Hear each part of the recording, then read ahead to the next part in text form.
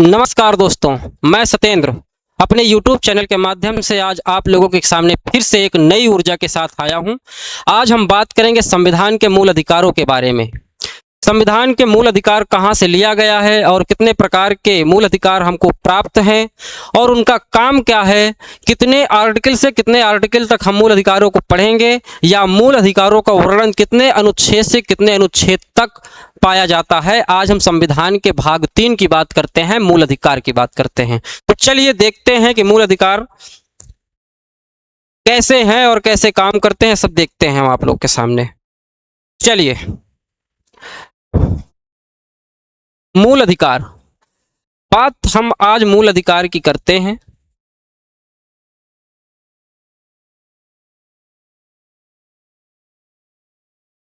मूल अधिकार, अब हम यहां पर देखते हैं कि मूल अधिकार है क्या, मूल अधिकार लिया कहां से गया है। सबसे पहले अगर हम बात करें तो मूल अधिकार जो है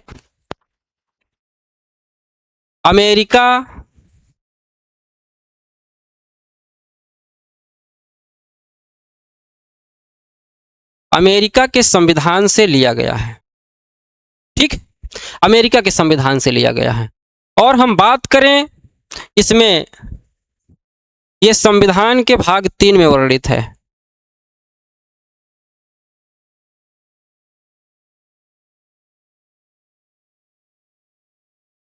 संविधान के भाग 3 में वर्णित है,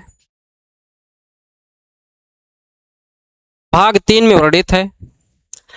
और अगर बात करें कितने आर्टिकल से कितने आर्टिकल तक है, तो यहां पर हम देखते हैं ये अनुच्छेद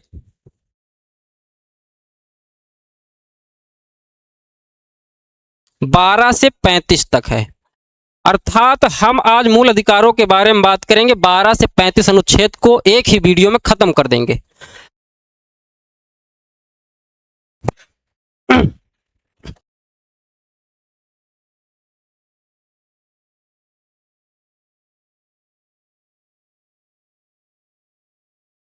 तो यहां हम आज मूल अधिकार की बात करते हैं। चलिए, ये देखिए यहां पर लिखा हुआ है कि भारत के संविधान में मूल अधिकार भाग 3 से लिया गया है। ये यहां पर लिखा हुआ है भाग 3। ठीक है, अब यहां पर विस्तार से हम लोग देखेंगे कि भारतीय संविधान के मूल अधिकार यानी फंडामेंटल राइट्स जो भाग 3 में अनुच्छेद 12 से 35 तक वर्णित है, इन्हें संयुक्त राज्य अमेरिका के संविधान से लिया गया है। वर्तमान में भारतीय नागरिकों को 6 प्रकार के मूल अधिकार प्राप्त हैं। ठीक है, पहला नंबर पर है आपका समता का अधिकार, अनुच्छेद 14 से 18 तक है। दूसरे नंबर पर है स्वतंत्रता का अधिकार, अनुच्छेद 19 से 22 तक है।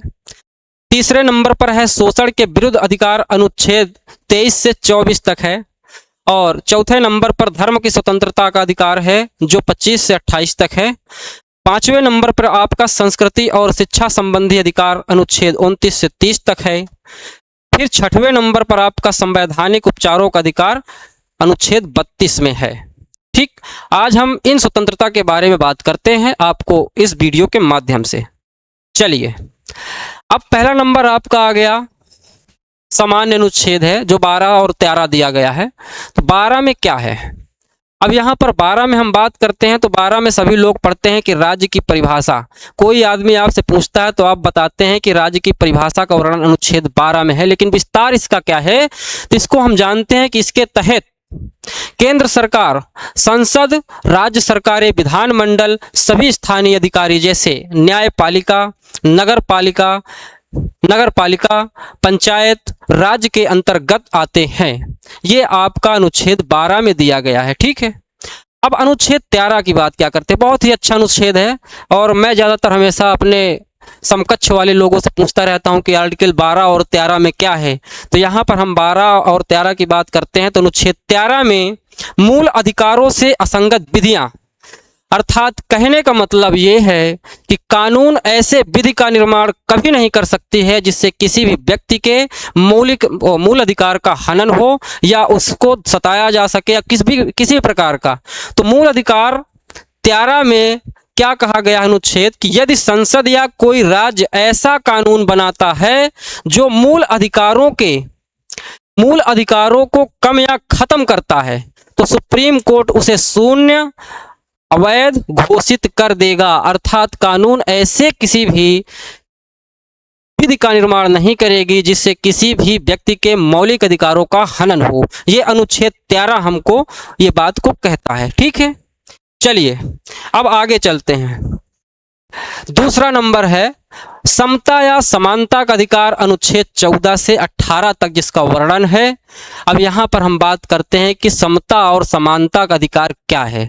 तो अनुच्छेद 14 में कहा गया है कि कानून के समक्ष समानता।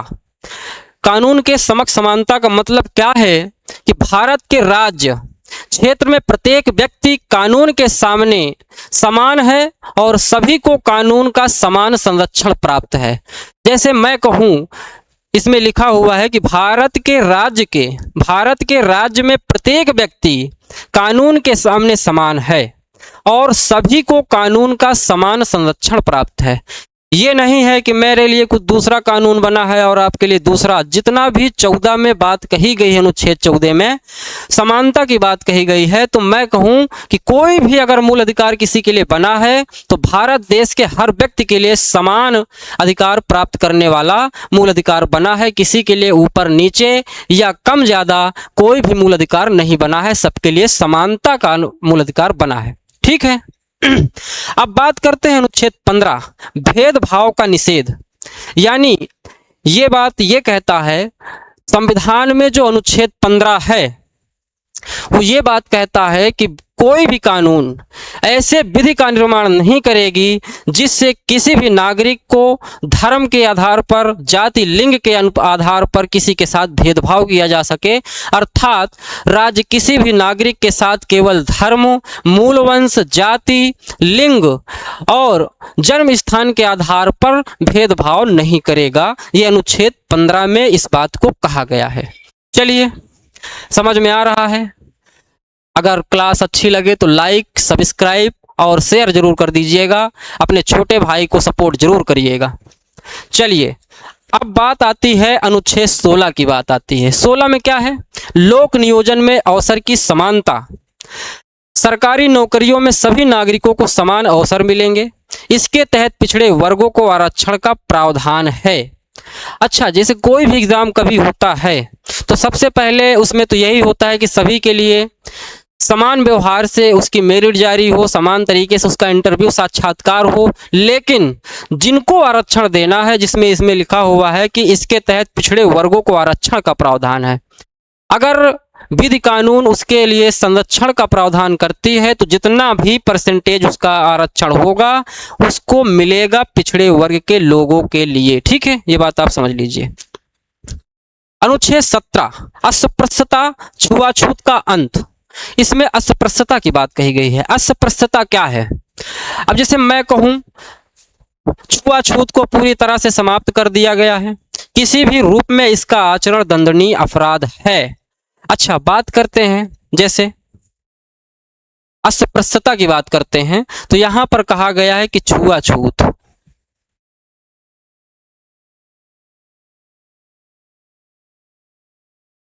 छुआछूत को खत्म कर दिया गया है।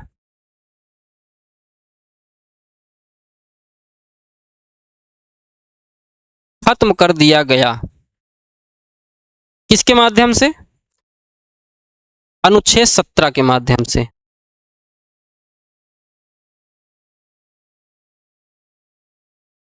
पहले क्या होता था? जैसे कोई मंदिर हो, ठीक है, कोई मंदिर हो, अब किसी ने बनवाया। आप देखते होंगे आज किसी भी मंदिर का जल्दी दरवाजा नहीं बंद होता, ताला लॉक नहीं होता है। देखे होंगे ताला खुला रहता है। ठीक है, ये सिर्फ किस लिए है कि इसमें कोई भी व्यक्ति जा सकता है। पहले क्या होता था, जैसे मान लीजिए निम्न जाति के लोगों को या किसी भी प्रकार के निम्न कैटेगरी के लोगों को मंदिर में जाना अलाउड नहीं था। लेकिन इसी को देखते हुए अनुच्छेद 17 जब से लागू किया गया है तो ये सारी चीज़ें आपको स्वतंत्रता प्राप्त हो गई हैं कि आप किसी भी मंदिर में, किसी भी गुरुद्वारे पर, किसी भी चर्च पे आप जा सकते हैं और अपनी आस्था को वहां पर अच्छे से प्रयोग कर सकते हैं। किसी प्रकार का कोई बैन नहीं है। अगर ऐसा कोई करते पकड़ा जाता है तो आप उसके नाम कानूनी कार्रवाई कर सकते हैं, उसको कानून सजा भी देगी। कौन सा आर्टिकल कहता है? आर्टिकल 18 कहता है। ठीक है, चलिए अब आगे बात कर लेते हैं। तीसरे नंबर पर है स्वतंत्रता का अधिकार। स्वतंत्रता का अधिकार की अगर हम बात करें तो ये अनुच्छेद 19 से 22 तक है। ठीक है, अब स्वतंत्रता कितने प्रकार की हमको हासिल है, अब इस आर्टिकल में हम अब बात करेंगे। पहला नंबर है आपका आर्टिकल 19। 19 से कहां तक है? 22 तक है। आर्टिकल 19 में कहा गया है कि अभिव्यक्ति और अन्य स्वतंत्रताएं, इसके अंतर्गत नागरिकों को 6 प्रकार की स्वतंत्रताएं दी गई हैं। अब 6 प्रकार की स्वतंत्रताएं कौन कौन सी हैं देख लेते हैं बढ़िया से। पहला नंबर है 19A। 19A में बोलने और अभिव्यक्ति की स्वतंत्रता, प्रेस की आजादी दी गई है। कहने का मतलब आप कानून के दायरे में रह करके संविधान का उल्लंघन ना करते हुए आप किसी मंच पर या किसी भी सभा में या किसी भी पब्लिक प्लेस में आप अपनी बातों को रख सकते हैं और कह सकते हैं। किसी भी प्रकार का कोई दबाव कोई आपको नहीं दे सकता है। आपको जो बोलना है कानून को दायरे में रखते हुए आप किसी के सामने अपनी अभिव्यक्ति की स्वतंत्रता को प्राप्त कर सकते हैं। ये आपको अनुच्छेद 19A कहता है। चलिए अब बात आती है 19B की। ठीक, शांतिपूर्वक बिना हथियारों के सभा करने की स्वतंत्रता है। अब जैसे आपको कोई सभा करना है तो आप उपद्रव नहीं कर सकते हैं। जैसे अभी आप देखे होंगे प्रोटेस्ट चल रहा था लेखपाल वैकेंसी को लेकर के और उत्तर प्रदेश पुलिस वैकेंसी को लेकर के, और हमेशा आपने हर व्यक्ति के जबान से एक ही बात सुनी होगी कि हम अगर प्रोटेस्ट कर रहे हैं तो शांति व्यवस्था को बना करके करेंगे, ना कि उपद्रव करके। हमेशा आपको इस वीडियो को देखने में मतलब देखने को मिला होगा कि माइक के माध्यम से बोला करते हैं कि हम स्वतंत्रता से शांतिपूर्वक शांति बनाए रखते हुए अपने प्रोटेस्ट को जारी रखेंगे और अपनी मांग को पूरी करवाएंगे सरकार से। उन्होंने शांतिप्रिय व्यवहार से इस बात को कहा। तो ये कौन से में है? 19 के बी में। अब आर्टिकल 19C क्या कहता है? संघ या संगठन बनाने की स्वतंत्रता है। आप कोई भी संघ बना सकते हैं, संगठन बना सकते हैं। जैसे अभी आपने देखा होगा कि एक पार्टी नई नई बनी हुई है, काकरोच पार्टी। तो उस एक पार्टी है, संगठन है, समूह है, एक संघ है। तो आप किसी भी पार्टी को बना सकते हैं, स्वतंत्रता आपको दी जाती है। अनुच्छेद किसमें? अनुच्छेद 19 के C के तहत। अब बात करते हैं 19 के D की। 19 के D में क्या कहा गया है आपको कि पूरे देश में कहीं भी आने जाने अबाध संचरण की स्वतंत्रता है। यानी पूरे देश में, भारत देश में आप कहीं भी जा सकते हैं और आ सकते हैं, कहीं भी रह सकते हैं। ये आपको अनुच्छेद 19 का D आपको स्वतंत्रता देता है कि आप जाकर के कहीं भी जा सकते हैं भारत देश में। जैसे किसी जम्मू कश्मीर जाना है या उड़ीसा, झारखंड, कहीं भी रोक नहीं है। ना किसी भी राज्य के आदमी आपको रोक सकते हैं कि यहाँ क्यों आए हो, क्यों नहीं आए हो, आप कहीं भी जा सकते हो। अब 19A का बात है, आर्टिकल 19 के ई की बात करते हैं। देश के किसी भी क्षेत्र में निवास करने या बसने की स्वतंत्रता है। आप देश के किसी भी कोने में जाइए, भारत देश में आपका हर जगह स्वागत है। आप जहां, जैसे मान के चलिए आपको अपने गांव में नहीं अच्छा लगता है तो आप कहीं भी जा करके रह सकते हैं, अपना घर बना के रह सकते हैं, आराम से वहां की स्वतंत्रता ले सकते हैं, वहां का सर्टिफिकेट बनवा करके आप आराम से रह सकते हैं। भारत के किसी भी कोने में आप जा करके रह सकते हैं। ये स्वतंत्रता हमको कौन देता है? 19A का ई देता है। अब 19G की बात करते हैं। 19G में कोई भी व्यापार, आजीविका या व्यवसाय करने की स्वतंत्रता है। हाँ, यहाँ पर क्या कहा कि आप कोई भी व्यवसाय व्यापार चालू कर सकते हैं, बस वो लीगल व्यवसाय होना चाहिए। नंबर 2 का कोई व्यवसाय नहीं होना चाहिए। आप लीगल प्रोसेस से कोई भी व्यवसाय कर सकते हैं। ये स्वतंत्रता आपको 19 का G देता है। ठीक, अब अनुच्छेद 20 की बात करते हैं हम। अनुच्छेद 20 में क्या कहा गया है? अपराधों के लिए दोष सिद्ध के संबंध में संरक्षण का विवरण। कोई भी आदमी से आप पूछते हैं तो सिर्फ कितना बताता है कि अपराधों के लिए दोष सिद्ध के संबंध में संरक्षण का विवरण। लेकिन इसको आप विस्तार से आप इस वीडियो में आप पढ़ेंगे। हाँ, फिर से मैं कहूँगा कि अगर वीडियो अच्छी लगे अगर आपको कॉन्सेप्ट समझ में आए तो वीडियो को लाइक कर लीजिएगा और चैनल को सब्सक्राइब कर लीजिएगा अगर नए हो तो, और दोस्तों के पास भी शेयर कर लीजिएगा। अपने इस छोटे भाई का सपोर्ट जरूर करिएगा। ठीक है, धन्यवाद। इसके तहत 3 बातें हैं। किसी व्यक्ति को एक अपराध के लिए सिर्फ एक बार ही सजा मिलेगी। अगर आपने कोई अपराध कर दिया है और आप कानून के दायरे में आ गए हैं तो आपको किसी भी अपराध के लिए सिर्फ एक ही सजा मिलेगी, एक बार सजा मिलेगी, बार बार सजा नहीं मिलेगी। उसे खुद के खिलाफ गवाही देने के लिए मजबूर नहीं किया जा सकता। अगर वो अपने खिलाफ गवाही देता है तो आप उसे प्रताड़ित नहीं कर सकते हैं, या कानून या कोई भी व्यक्ति या कोई प्रशासनिक व्यवस्था उसको प्रताड़ित नहीं कर सकती है। उसे अपने खिलाफ गवाही देने के लिए मजबूर नहीं किया जाएगा और सजा उस समय के कानून के हिसाब से होगी। अब मान के चलिए आपने कोई अपराध 2026 में किया, अब आज के हिसाब से जो भी संविधान में या जो भी कानूनी किताब में जो भी सजा लिखी गई है वो आज के हिसाब से आपको सजा दी जाएगी। अगर आप अभी मान लीजिए थाना पुलिस हो गया आपका, आप बेल पे चले आए, सजा नहीं सुनाई गई, वही केस उखड़ करके मान के चलिए 2034 में हुआ और उस समय संविधान संशोधन में कुछ कानून में अदल बदल हुआ तो उस समय के हिसाब से आपको नहीं मिलेगा। आपको कब के हिसाब से मिलेगा? जब आपने अपराध किया होगा उस हिसाब के कानून के हिसाब से आपको सजा मिलेगी। ठीक। अनुच्छेद 21 प्राण और दैहिक स्वतंत्रता का संरक्षण। ठीक है, संरक्षण का विवरण है। ठीक, किसी भी व्यक्ति को उसके जीवन और व्यक्तिगत स्वतंत्रता से कानून द्वारा स्थापित प्रक्रिया के बिना वंचित किया जा सकता है। अर्थात कहने का मतलब यह है कि किसी भी व्यक्ति को उसके जीवन और व्यक्तिगत स्वतंत्रता से कानून द्वारा स्थापित प्रक्रिया के बिना वंचित नहीं किया जा सकता। समझ रहे हैं? इसी में प्राइवेसी, स्वच्छ हवा और पानी पीने का या पानी का अधिकार शामिल है। ठीक है, हाँ, ये बात आपको कौन कहता है? अनुच्छेद 21 कहता है। अब अनुच्छेद 21 ए में क्या है कि शिक्षा का अधिकार है। ये भाई साहब क्वेश्चन बहुत पूछता है। अनुच्छेद 21 क्वेश्चन ज्यादातर हर उसमें पूछा है, चाहे टेट हो, सी टेट हो, सुपर टेट हो या आपका एसएससी, बैंक, रेलवे कोई भी है, ये क्वेश्चन आपसे बहुत हर जगह पूछता है और इस क्वेश्चन को आप जरूर याद कर लीजिएगा। 21 ए, इसमें शिक्षा का अधिकार है।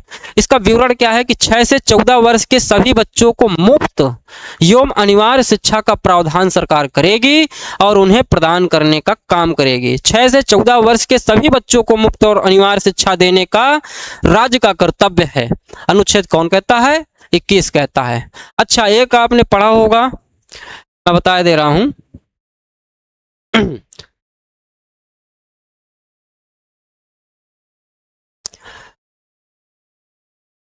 संरक्षण का विवरण किया गया है इसमें।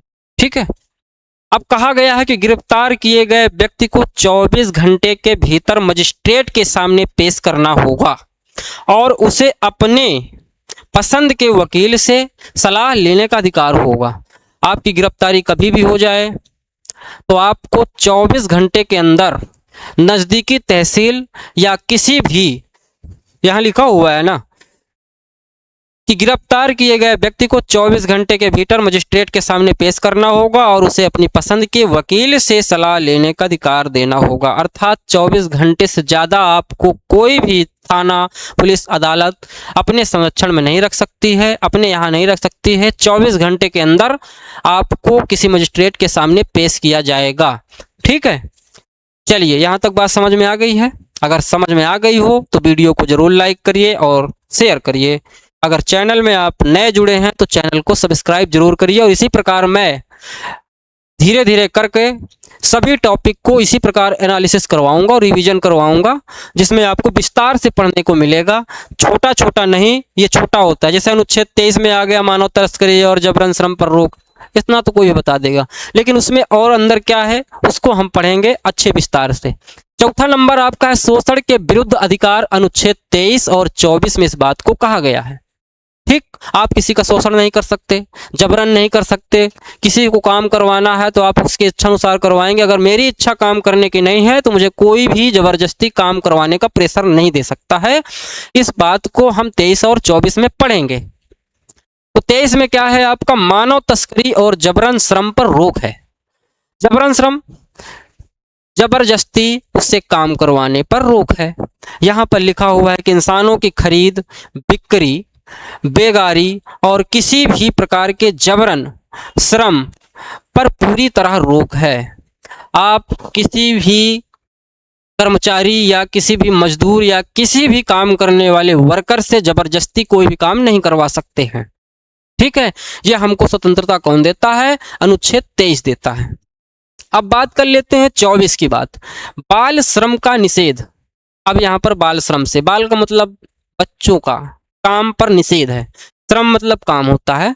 आप बाल श्रम का निषेध करेंगे, मतलब छोटे बच्चों, यहाँ पर लिखा हुआ है कि 14 वर्ष से कम उम्र के बच्चों को कारखानों या किसी भी अन्य खतरनाक काम में लगाने की पूरी तरह प्रतिबंध है। अर्थात 14 साल का बच्चा या उससे कम के बच्चे को आप किसी भी जोखिम भरे काम को नहीं करवा सकते हैं। अगर कोई व्यक्ति जोखिम भरा काम 14 साल के बच्चे से कम के नीचे वाले बच्चे को करवाया पाया जाता है तो उसके नाम FIR हो सकती है और कानूनी कार्रवाई हो सकती है। तो इस बात को आप नोट कर लीजिएगा कि 14 साल के बच्चों को जोखिम भरा काम आप नहीं करवाएंगे। आपको भी मैंने बताया है कि केस A में उनको पढ़ने की व्यवस्था है कि आप फ्री में बढ़िया आराम से अच्छे स्वच्छ वातावरण में उन्हें पढ़ाने का प्रावधान प्राप्त है और सरकार इसका कर्तव्य निभाती है। ठीक है, अब आते हैं 5वें नंबर, धार्मिक स्वतंत्रता का अधिकार। अनुच्छेद 25 से 28 तक बात कही गई है। धार्मिक स्वतंत्रता क्या होती है, जैसे मैं किसी भी धर्म का हूँ, अपने धर्म को आराम से मानता हूँ और प्रचार भी करता हूँ, लोगों को सजेशन दे सकता हूँ, जबरन नहीं। आप किसी को धर्म परिवर्तन नहीं करवा सकते हैं। अगर मेरी इच्छा है तो मैं अपने धर्म को परिवर्तन कर सकता हूं और उस धर्म का प्रचार प्रसार भी कर सकता हूं। ये मेरी स्वतंत्रता है और मुझे स्वतंत्रता प्राप्त है कहां पर, अब बात करते हैं यहां से। अनुच्छेद 25 में क्या कहा गया है, अंतःकरण और धर्म को मानने की स्वतंत्रता। यानी कोई भी व्यक्ति किसी भी धर्म को मानने, उसका आचरण करने और उसका प्रचार करने के लिए पूरी तरह स्वतंत्र है। कोई भी व्यक्ति किसी भी धर्म को मानने के लिए पूरी तरह स्वतंत्र है और उसका आचरण करने के लिए पूरी तरह स्वतंत्र है, उसका प्रचार करने के लिए पूरी तरह स्वतंत्र है।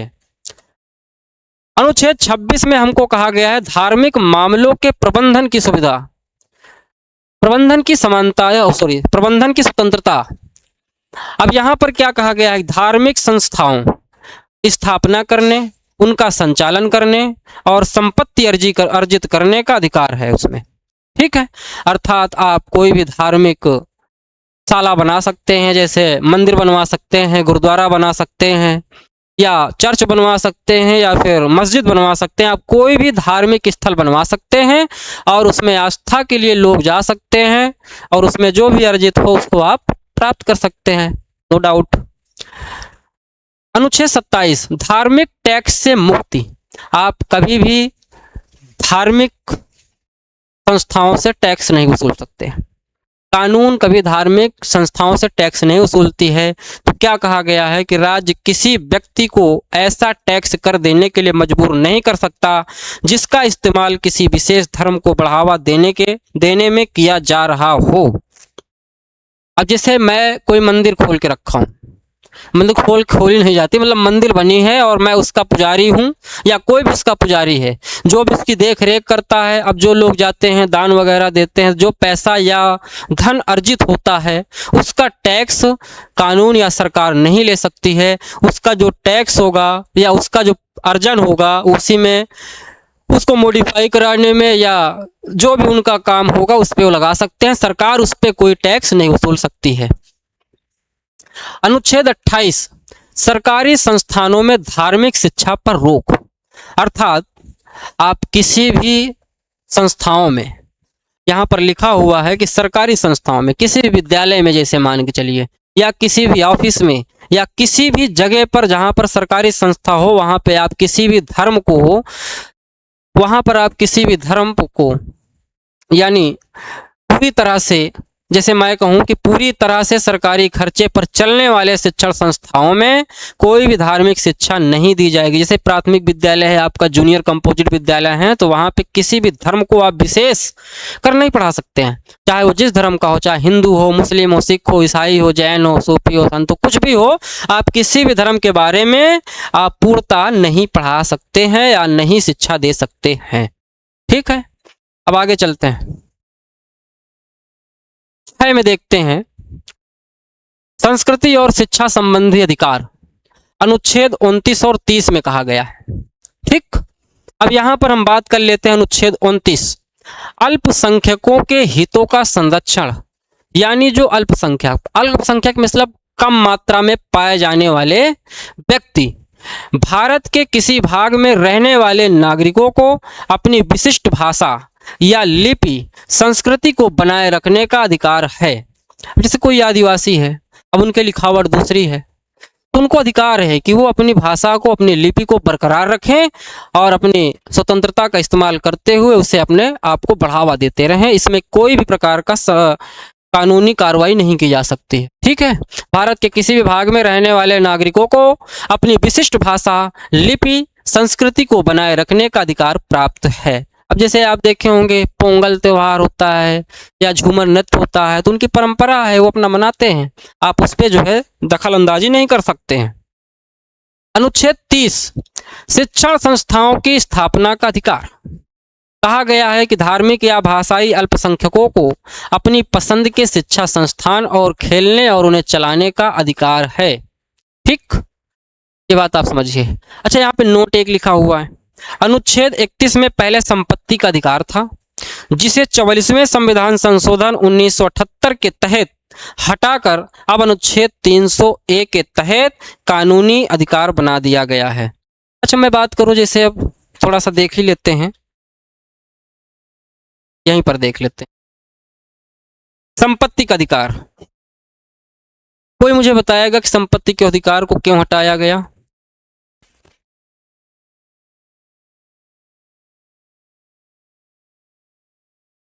संपत्ति का अधिकार क्यों? अब आ जाइए 7वें नंबर पे, संवैधानिक उपचारों का अधिकार। अब देखिए संवैधानिक उपचार, जैसे मान के चलिए मुझे कोई परेशान कर रहा है, 32 में कहा गया है, क्या कहा गया है, आपके मौलिक अधिकार में किसी भी प्रकार का कोई दुष्व्यवहार हो रहा है या हनन हो रहा है, तो आप सुप्रीम कोर्ट में जाकर के वहां पे रिट जारी कर सकते हैं और उसके नाम कानूनी कार्रवाई करवा सकते हैं। सुप्रीम कोर्ट, यदि किसी नागरिक के मूल अधिकारों का हनन होता है तो वह सीधे सुप्रीम कोर्ट जा सकता है, या किसी मौलिक अधिकारों का हनन होता है तो सीधे सुप्रीम कोर्ट जा सकता है। आपका तो आप सुप्रीम कोर्ट जा सकते हैं। डॉक्टर बाबा साहब भीमराव अम्बेडकर ने इस अनुच्छेद को संविधान की आत्मा और हृदय कहा है। अगर कभी भी क्वेश्चन बने कि संविधान के किस अनुच्छेद को बाबा साहब जी के द्वारा संविधान की आत्मा और हृदय कहा गया है, तो कौन सा है? आर्टिकल 32 आपका ऐसा अनुच्छेद है जिसको संविधान की आत्मा और हृदय कहा गया। इसके तहत कोर्ट 5 प्रकार की रिट जारी करता है। पहला बंदी प्रत्यक्षीकरण है, पहला आपका बंदी प्रत्यक्षीकरण है, दूसरा आपका परमादेश है, तीसरा आपका प्रतिषेध है, चौथा आपका उत्प्रेषण है, पांचवा आपका अधिकार प्रेच्छा है। ठीक है, अब देखते हैं बंदी प्रत्यक्षीकरण क्या है। अवैध रूप से कैद व्यक्ति को रिहा करने के लिए, अब मान के चलिए कभी गांव में विवाद हो जाता है, 2 पक्षों में लड़ाई हो गई और कोई अगला आदमी नहीं रहता उस लड़ाई में, लेकिन फिर भी शंके के लिए, शक के दौरान, शक को मतलब शक करते हुए प्रशासन उसको पकड़ लेती है, तो वहां पर क्या होता है कि अवैध रूप से कैद व्यक्ति को, यानी बिना जुर्म किए हुए व्यक्ति को रिहा करने के लिए बंदी प्रत्यक्षीकरण किया गया है। ठीक है, परमादेश, परमादेश क्या होता है? सरकारी अधिकारी को उसका कर्तव्य निभाने का आदेश देने के लिए है। जैसे सरकारी कर्मचारी कोई है, मान लीजिए डीएम साहब हैं, एसडीएम साहब हैं या डीएसपी साहब हैं या कोई भी है, तो उनके एक अधिकार क्षेत्र में जो भी काम होता है उसका कर्तव्य करने के लिए इस परमादेश को बनाया गया है वो अपने कार्य क्षेत्र में पूरे कर्तव्य निष्ठा के साथ वो काम करेंगे। आपने देखा होगा कि लोकसभा या विधानसभा में जब उसके चयनित सदस्य जो होते हैं वो संविधान की कसम खाते हैं कि मैं अपने पद का अच्छे से बिना स्वार्थ के अच्छे से काम करूंगा, तो वो बात यहाँ पर परमादेश पे कहा गया है। किसी भी सरकारी अधिकारी की बात कही गई, मैं एग्जाम्पल बता रहा था, ठीक है। अब प्रतिषेध क्या है? प्रतिषेध ये होता है कि ऊपरी अदालत द्वारा निचली अदालत को किसी मामले की सुनवाई से रोकने के लिए, ठीक है, ऊपरी अदालत द्वारा निचली अदालत को किसी मामले की सुनवाई से रोकने के लिए प्रतिषेध का वर्णन किया गया है, यानी प्रतिषेध का रिट बनाया गया है, प्रतिषेध रिट को बनाया गया है। उत्प्रेषण क्या है? निचली अदालत के फैसले को रद्द कर मामले को ऊपरी अदालत के लिए भेजने के लिए। मान के चलिए कोई निचली अदालत है, वहां पर आपका मामला पेंडिंग पे है, तो वहां से वो मामला रद्द करके ऊपरी अदालत में पेश किया जाएगा और वहां से आपका मुकदमा देखा जाएगा। इसके लिए उत्प्रेषण की व्यवस्था की गई है। अधिकार परीक्षा क्या होता है?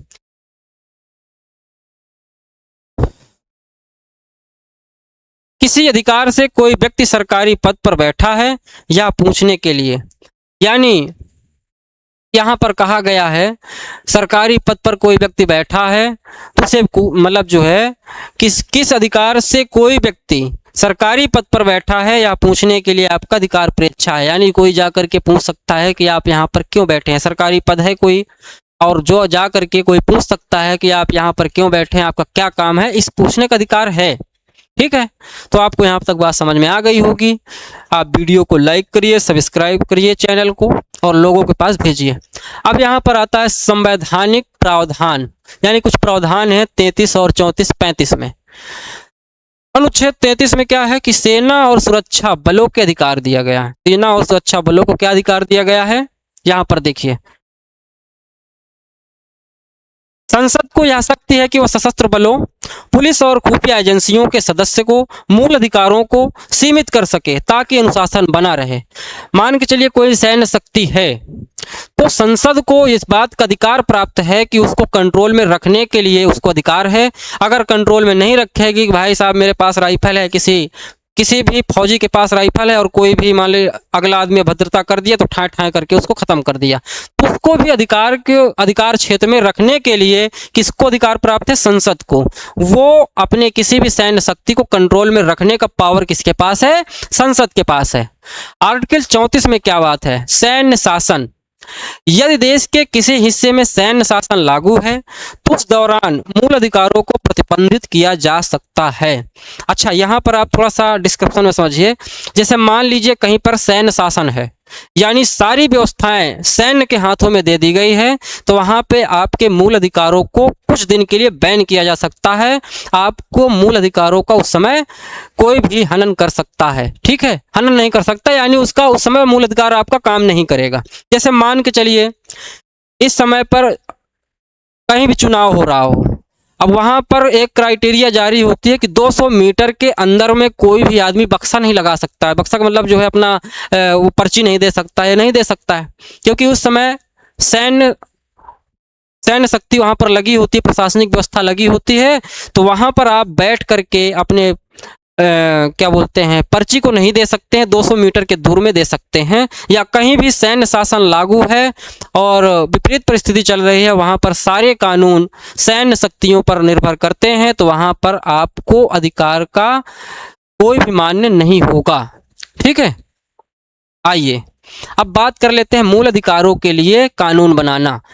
35 में मूल अधिकारों को प्रभावी बनाने के लिए कानून बनाने की शक्ति केवल देश की संसद के पास है, राज्य विधानमंडलों के पास नहीं है।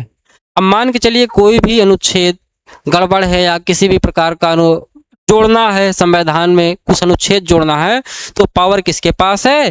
वो पावर है संसद के पास। ठीक, ये बात आपको समझ में आई हो तो भैया वीडियो को लाइक कर दीजिएगा और सब्सक्राइब कर लीजिएगा। चलिए अब हम आज की क्लास यहीं पर रोकते हैं। फिर से मैं कहूँगा कि अगर वीडियो आपको अच्छी लगी हो तो वीडियो को लाइक करिए और कमेंट करके ज़रूर बताइए कि आपको वीडियो कैसे लगी। और नए चैनल में आए हैं, नए जुड़े हैं चैनल पे, तो आप सब्सक्राइब जरूर कर लीजिए और बगल में बेल आइकन बटन जरूर दबा दीजिए, ताकि जितने वीडियो अपलोड हो या लाइव हो तो आपके पास नोटिफिकेशन पहुंचता रहे और इसी प्रकार आपको चीज़ें समझ में आए और इसी प्रकार से आपको मैं प्रोवाइड कराता रहूं मैटर। थैंक यू, धन्यवाद।